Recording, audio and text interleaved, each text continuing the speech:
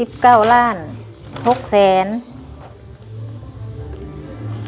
วันที่15สนับสนุนมาสร้างพุทธธิมาหรือว่าบ่แป้งพุทธธิมาในครั้งนี้ขอให้มีความสุขกายสบายใจปราศจากโรคภัยไข้เจ็บนานาประการเด้อสิ่งใดสิ่งหนึ่งที่ว่าบ่ดี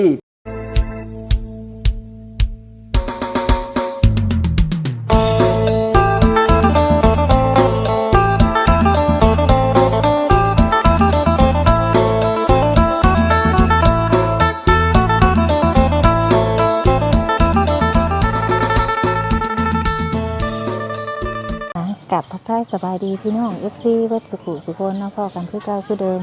กับซ่องสาวกุฎมาบ้านเฮาเด้อพี่น้องเด้อมื้อนี้ก็ยังอยู่นี่แหละพี่น้องอยู่บ้านบึงกลางเนาะพอดีมื้อเช้านี่สาวกุฎมาอัปเดตให้เบิ่งเนาะว่าทางสร้างเป็นเฮ็ดฮอดไสเฮ็ดซ้ำใดแล้วเนาะซ้ำที่เฮาเฮ็ดนั่นแหละทุกคนที่เฮาได้ให้เบิ่งก็ได้ก็เลยมาอัปเดตให้เจ้าภาพเจ้าศรัทธาเพิ่นได้เบิ่งนำกันมื้อนี้เนาะก่อนสาวกุฎสิออกไปเนาะสบุญกะสิเอาเงินมามอบถวายหรือว่าเอาปัจจัยที่ยังค้างไว้ที่พี่ใหญ่เพิ่นให้สบุญมานั้นก็สิมามอบให้เพิ่นมอบถวายว่าเท่าใดนั่นก็ไม่ติดตามเบิ่งน้ำกันพี่น้องหลังจากกินข้าวกินน้ำเที่ยงเนาะนี่แหละซิมก็เลยตอนนี้เพิ่นกำลังสิกินข้าวพี่น้องกินข้าวเที่ยงเนาะหลังจากกินข้าวแล้วเฮาก็สิได้มอบถวายเงินให้ทั้งเพิ่นพี่น้องเอ้ย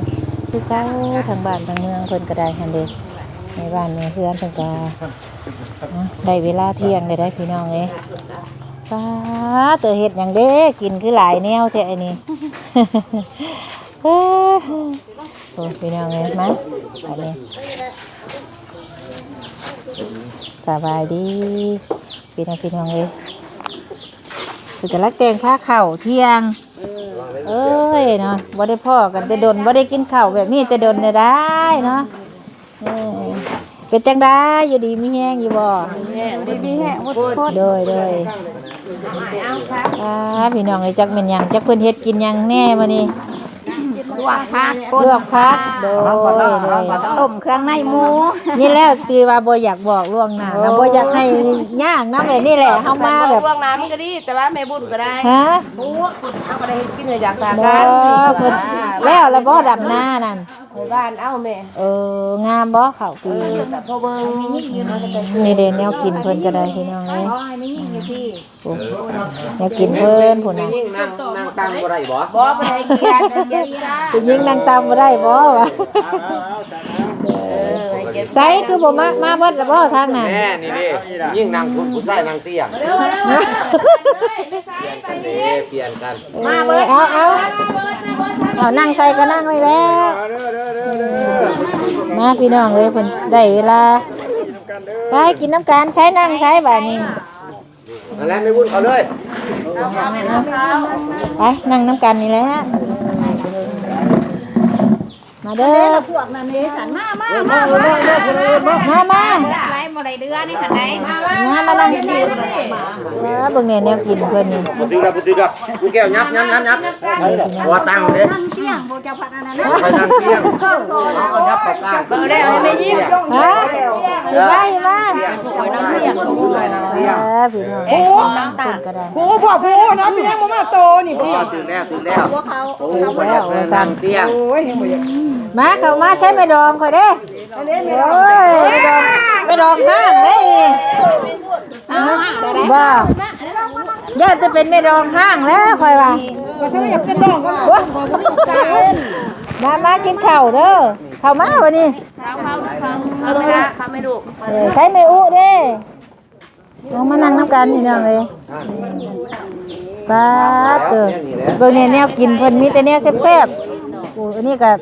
ลวกผักพี่น้องเมียงป่นปลาบ่ดังเลยถ้าเบิดบ่นะบ่มีเสียงบ่มีดัวมันก็ยังกวดมุงอยู่เองได้อันนี้ก็ย้อนพวกเฮา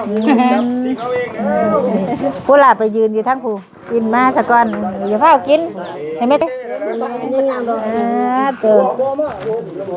อยู่ในนั่นนี่อยู่ในบนพักนี่แล้วละบ่ดำนาหั่นเอาละบ้านนะบ้านเอางามบ่เข้าปีงามอยู่ติ เอาเฮ็ดอยู่ก็แต่เช้ามากินน้ำกันบัดนี้บ่ต้องอายเด้อพี่น้องเอ้ยดนๆได้มากินร่วมกันเทื่อนึง มันยังถ่ายบ่ เลยกินน้ำลังก็ได้เพิ่นว่าเอาเข้ามาจุ่งเด้อบ่ปุ่นยังบ่อันนั้นต้มเด้ ต้มยังลายอยู่ได้หมอลายอยู่ปนก็ยัง โอ้แม่ต้นยังเมื่อบ่ว่าค่าแต่กินไปก่อนนำ ปนก็ยังลาย เพิ่นบ้านเพิ่นน่ะเฮ็ดนาสองเทื่อบ้านเพิ่นน่ะ จงมาจานนึงมาขอจานนึงจานตัก เอาแม่น้ำอยู่พี่มีหลายเด้ นุ้ยกลางมื้อเด้อบ่นางนุ้ย เอาเข้ามาใส่เข้ามานํกัน เอาดูล่ะเอาก่อนแม่ ลงมือได้บ่อาย กลางไปหินได้บ่มันพี่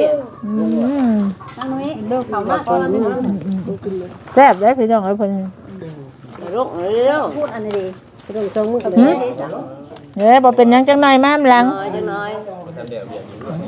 นี่ถ่ายตะแกนั่ง เอากินข้าวกินน้ำแล้วแหละจัง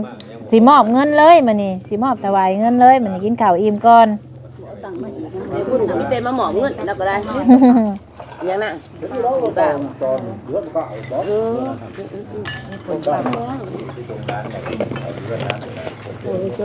กินเลยเว้ย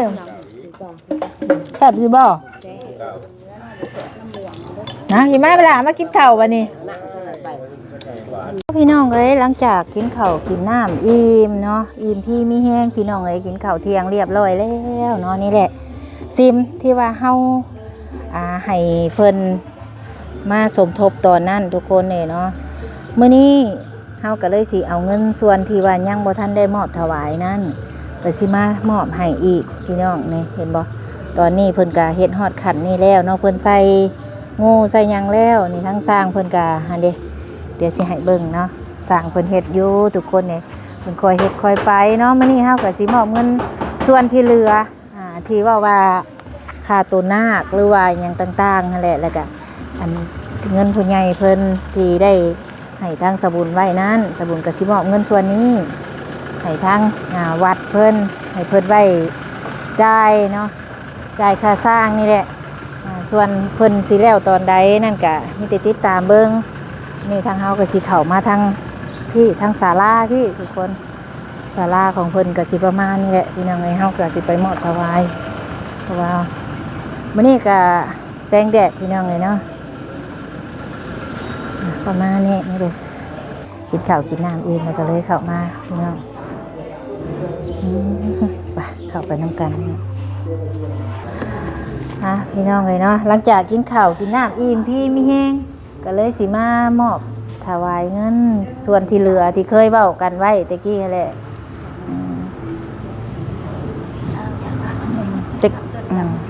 แต่ก่อนนั่นเนาะเฮามามอบมันยับเข้ามาพี่ละพี่ต้นเสาพี่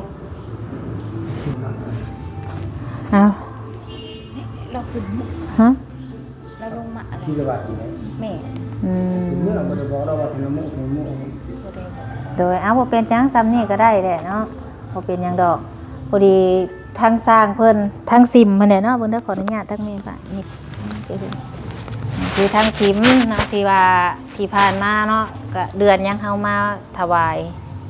2เทื่อเนาะแต่ก่อนเนาะ เมน2เทือที่1หันถึก 30,000 โดย 30,000กับ 30,000 กีบ โดย เงินกีบโดย เทื่อแรกเนาะ แม่นเทือที่1 เทื่อที่2ก็ เทื่อที่สอง 36,000 36,000 โดย 36,000บ่ โดย ตอนที่เฮามารอบที่2เนาะก็ถือว่าครบจำนวนที่ว่าเฮาได้แจ้งไปที่ผ่านมานั่นแบบว่าเงินที่ว่ายอดโซฟาเนาะ แมน โดยเฮามามอบแล้วบัดนี้เนาะเงินส่วนที่เหลือที่เคยแจ้งไว้เงินนั่นที่ว่ายังตัวหน้าเนาะ โดยตัวหน้า โดยแล้วก็มีอัน มีงูว่าทั้งเถิงค่ะเด้ งูทั้งเทิงก็ตอนนี้เนาะเงินนำเฮาน่ะมันมีอยู่แหละทางเพิ่นสิเฮ็ดใส่ตัวใดก็ได้เฮาสิมามอบให้เลยนะว่าสิเฮ็ดใส่ส่วนใด โดย ว่าสิเฮ็ดส่วนใส่ส่วนใดแบบว่าตอนนี้เงินที่ติดข้างไว้เนาะที่เคยแจ้งไว้แล้วแหละ โดย รวมทั้งหมดทั้งมวลตอนนี้นั่นเงินนำทางสบุญก็มีอยู่ รวมทั้งเบิดตะกี้ว่ามีอยู่เงินบาทน่ะมีอยู่15,000ก็เลยเลขมาเป็นเงินกีบเลยช่วงน่ะ โดย รวมทั้งเบิดทั้งมวลก็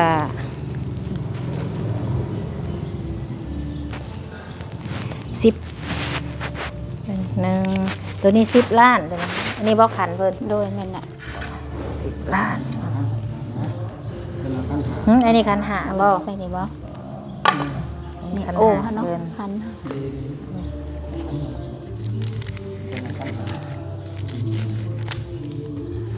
1 2 3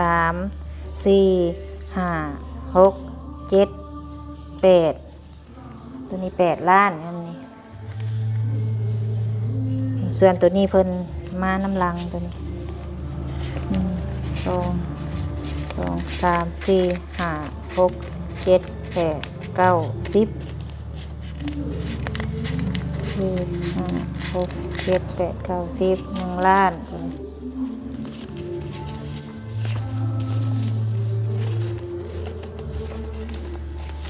นี่ศรัทธาอีกผู้หนึงเนาะเพิ่นมาพร้อมกัน19 ล้านอยู่ในนี้19 ล้านกับ300,000 19 ล้าน3แสน เด้อหาเบิ่งอีกก่อนมีอยู่ได้ปีกปลายมันข้างอยู่ในธงนี้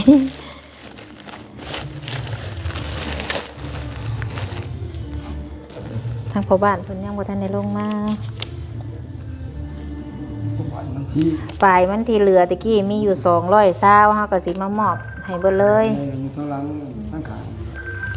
เป็นประวัติมันคิด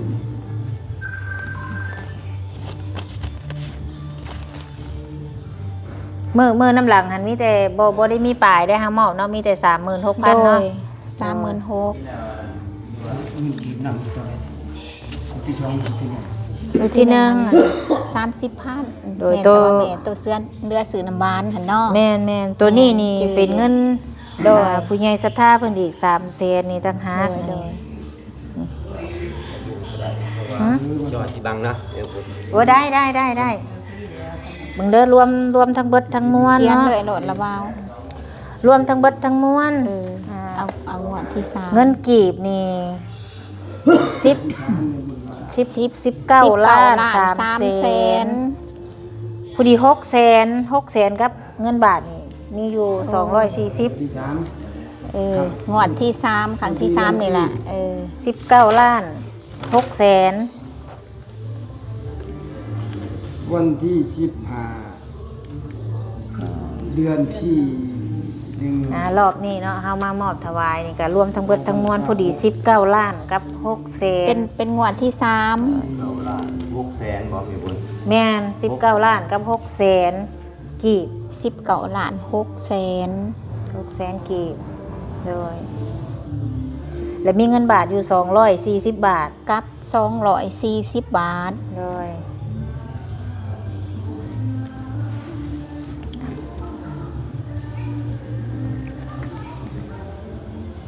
ในวันที่เนาะอันนี้ก็มามอบถวายในรอบที่3พี่น้องเอ้ยเนาะ แม่นรอบ ใน ที่สาม 19 ล้านกับ6 แสนกับเงินบาทน่ะ240 บาท คือว่าเงินจำนวนนี้เนาะเป็นเงินผู้ใหญ่เพิ่นซื้อ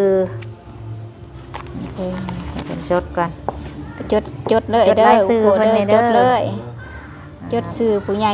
ใจศรัทธาเพิ่นเด้อ ผู้ที่1พอออกที่โดย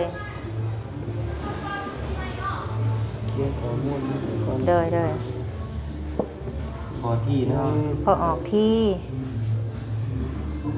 อยู่สหรัฐอเมริกา USA โดย ออกมาไป 4 ล้านกีบของเพิ่น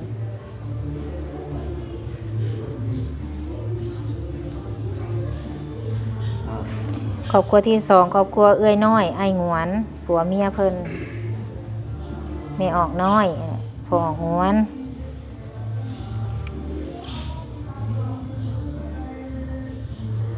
นี่ออกน้อยพอ 4 ล้านกีบ 4 ล้านกีบแม่ออกน้อยพ่อออกหงวนนามสกุลเพิ่นวอลลีบุตเด้อลืมบอกวอลลีบุตโดยวอลลีบุตผู้ที่3พอออกคำแสนอยู่สหรัฐอเมริกาคือกัน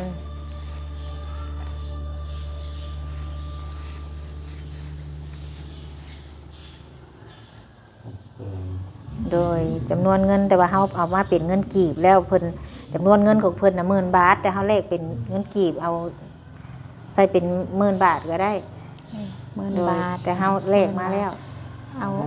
าจำนวนเพิ่นเหมาะพุ่นแหละ โดยแม่นบัดนี้ส่วนที่ว่าเงินมันเหลือที่ว่าเฮามอบตอนนั้นเนาะเหลือ โดย 5,000บัดนี้ก็เลยตัวนั้นน่ะมันเป็น 5,000ที่ว่ามันเหลือมอบรุ่นก่อนน่ะจักเพิ่นซื้อเฮาลงไปก่อนแล้ว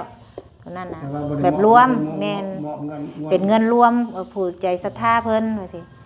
มันก็ได้ เงินผู้ใจศรัทธา แม่นที่ว่ามันเหลือมอบมัน โดย 36,000นี่เงินรวม แต่เพิ่นเหลือหมดก่อน 5,000 บาทแม่น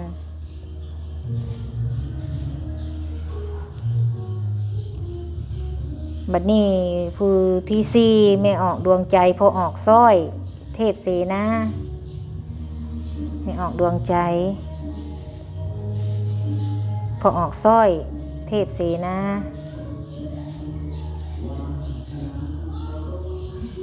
อยู่ประเทศออสเตรเลียเด้อคือไม่ออกน้อยก็อยู่ประเทศออสเตรเลียเด้อจดใส่ในเขาลืมบอก ออสเตรเลีย เลยออสเตรเลียเลยอันนี้ก็คือกันอันนี้แม่ออกดวงใจนี่กันแม่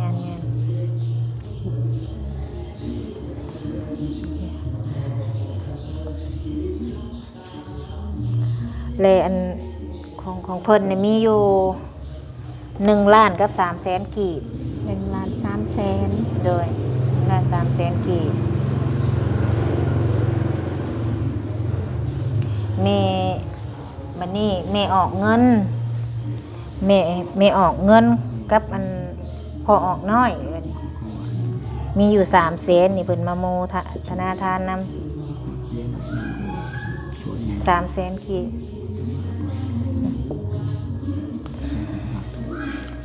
เพิ่นก็อยู่ประเทศออสเตรเลียคือกัน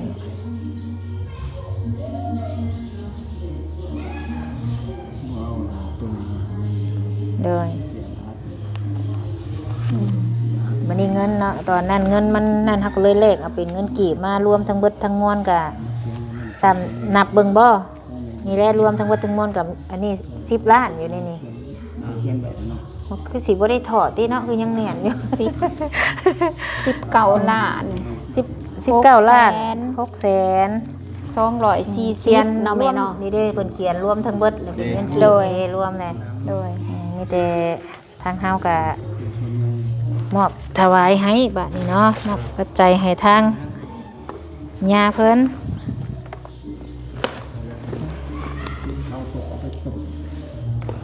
ให้ทางกันมอบฮะแก้วเด้แก้วเป็นจังผู้ชายมัน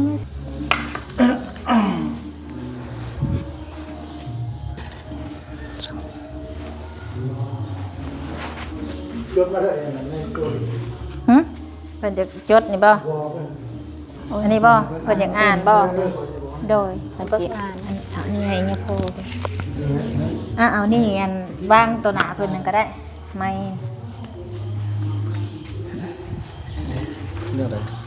ไม่ อยู่น้ำเพิ่น อันที่อยู่บ่ได้ตัวนึงต้นตัวที่เอก อยู่น้ำเพิ่นนั่นก็ได้อันผู้บ้านก็ได้ อย่างบ่เขา 19 ล้านทุกแสน อันนั้น ตะกีบแล้วก็มาบวกให้อันนั้น240 บาทโอ้ ไผอยู่บ่มีเนาะ ฮะ ไผอยู่บ่มี นี่ 200 240 บาท ถ้าเว้าไผก็ลงหน้าลงหลังคือกัน ยันไปนะสุปฏิทิตังสานิกสาตุมาโพธิงพุทธรูปังรังสาธาวัจสาวนาสาเทวันตามิเตตตาตะเตสยานิอาสานิธานิกามนิจาปิสัพพาธาอุกาสาวันทานิปันเตสัพพังอปาราทังกัมมะทามิปันเตมยังกตังปุญญังสาวินาโนติตาปังสาวินากตังปุญญังมยังตาตาปังสาธุสาธุอนุโมทามิสาธุนะโมตัสสะภะคะวะโตอะระหะโตสัมมาสัมพุทธัสสะ นะโมตัสสะภะคะวะโตอะระหะโตสัมมาสัมพุทธัสสะสาธุสักเกกามิจารุเปกิริสีการาตาเตมปะหัตตาดิเกมานิติเปรเทจักขมิตรุวนาคานานิเจวะตุมิกิเตภุมมาจายันตุเทวาสารถาคัตถปนาคาทิทันตาสันติเกยังมุนิวาจานังสาทาวุมิสุนันตุธรรมัสสาวานากโรยัมภาทันตาธรรมัสสาวานากโรยัมภาทันตาสุนันตุคนตวมเยเทวารูราเทพราเจ้าทั้งหลายคือว่าภุมมาเทพราวิสุทธิเทพราเจ้าองค์รักษาอยู่ป่าวัดว่าพระศาสนาประทานคิริโพธิมาโปรดเขตจนนี้คิริเจ้าที่เจ้าทานอุปยศเมืองเสื้อวานสมเมืองพุทธาวันภูงขาทั้งหลายไม้มีเมอบุญมาเนาะ โดย พร้อมทั้งด้วยดูได้พร้อมกันอุเกียรติตะเพราะว่าได้สู่มื้อนี้ เบดาจังม่วงนะกำหนดเอาเวม่วงเนาะวะ 13:32 3:39 นาทีในตอน วันที่15เดือนที่1 ร้านพระหัตถ์มื้อนี้กงอากับแห้ม12 ค่ำของเดือนนี้กงกับวันที่15 ปี 2026โดยฉะนั้นภูงขาทั้งหลายจึงขอโอกาสราธนาเทพเจ้าเราเทพธิดาทั้งหลายผู้บงสุทั้งนั้นขอจงเสด็จลงมาเป็นสักขีพยานนี่เกแม่คุณนี่ได้มาถวายเงินในวันที่ในวันจันทร์วันที่15 ปี 2026และนี่ผู้บริจาคเงินเนาะและพอออกที่อยู่ USA 4 ล้านกีบ วานไปโดดจังนั้น เอื้อยน้อย เอื้อยน้อยเนาะ ไอ้งวนวรบุตร4 ล้านกีบอยู่ออสเตรเลีย และพออ พอ อก คำแสนอยู่ USA 10,000 บาทเงินร่วมที่ผ่านมา 5,000 บาทแม่ออกร่วมใจบวกแม่ออกซอย บ่พ่อซอย อยู่ออสเตรเลียล้าน300,000 กีบแม่ออกเงินพอออกน้อยอยู่ออสเตรเลีย300,000 กีบรวมเป็นเงิน19 ล้าน600,000 กีบกับเงินบาท240 บาท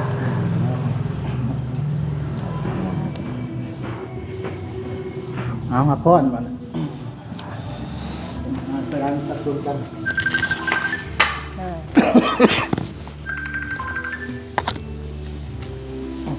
ทิวาปุระปุรินทิสกรายว่ามีโตทินังเปตานังอุปากามปติสิตาปัสสิตาตุมังคิปัสมินปุสัพพิปุเรนตุสังกัปปะจันทุปาราลาโสยัตถามานิสุติลาโสยัตถาสัพพิติโยวิวัสสันตุสัพพะโรโควิราสันตุมาเตภวันตรายโยสุขีทีกายุโกภวะอาภิวาทนาสีนิสานิจังโวทาปัญจนิโรจตารโอธรรมาวาทานติอายุวันโนสุขาวา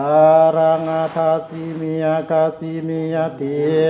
มิตาสกัจจามิเปตานันตทินาทัสสะบุเวกตามนุสนัง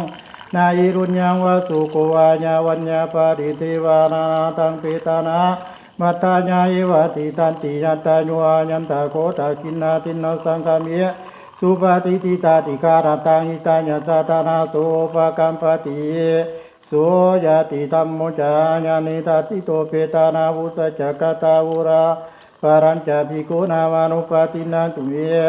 ปุญญังปัสสุตังอานาปะกันติยังก็จะปวกปัสเงินดอกว่า แฮ่โอ้ยโอวาติสิเปละโอเราก็ไม่ถึงเงยเด้อคนนั้นแหละ เราไปเป็นนักสุธาเลยมันกูเล่าก่อนเป็นยังสบู่วัดจังไหน มันธรรมดา มือแดง เลย ยิ่งพ่อใดมาอะไรสวยสางสวยซา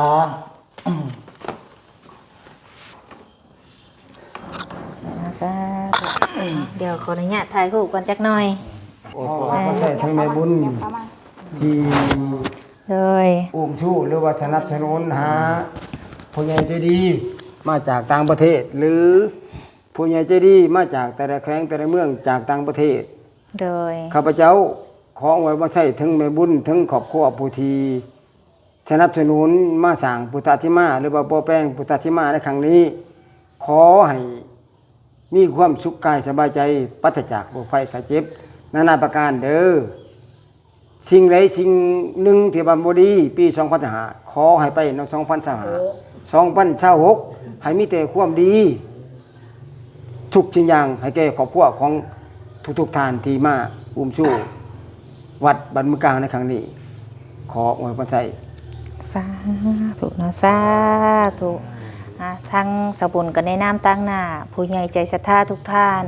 กะบ่มีหยังเนาะกะขอมีแต่คำอวยพรอวยไส้ให้ผู้ใหญ่ทุกท่านจงสุขภาพร่างกายแข็งแรงความเจ็บบ่ให้ได้ความไข้อย่าสุมีเด้อเนาะคิดสิ่งใดก็ขอให้สมความมุ่งมั่นปรารถนาทุกสิ่งทุกอย่างเนาะที่เพิ่นไว้วางใจสบุญให้เป็นสะพานบุญให้เพิ่นเฮ็ดเวียกการงานอะไรก็ขอให้ราบรื่นในหน้าที่การงานขอให้ประสบผลสำเร็จทุกสิ่งทุกอย่างให้อายุมั่นขวัญยืนมีแต่สุขกายสบายใจเนาะท่านมาสำใดก็กลับคืนไปหา100 เท่าพันเท่า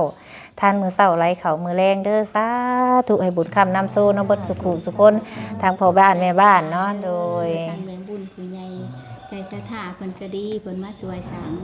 สาพัฒนาคือถ้าสิมาอยู่บ้านเมืองกลางเฮานี้ก็ขอให้เพิ่นมีความสุขความกายสบายใจเนาะโรคภัยไข้เจ็บต่างๆก็ขอให้ตกไปในตนในเนื้อในกายเพิ่นก็ตกไปนำปีเก่าเบิดปีใหม่เข้ามา2026ก็ขอให้เพิ่นอยู่ดีมีแรงความเจ็บบ่ได้ความขายบ่ให้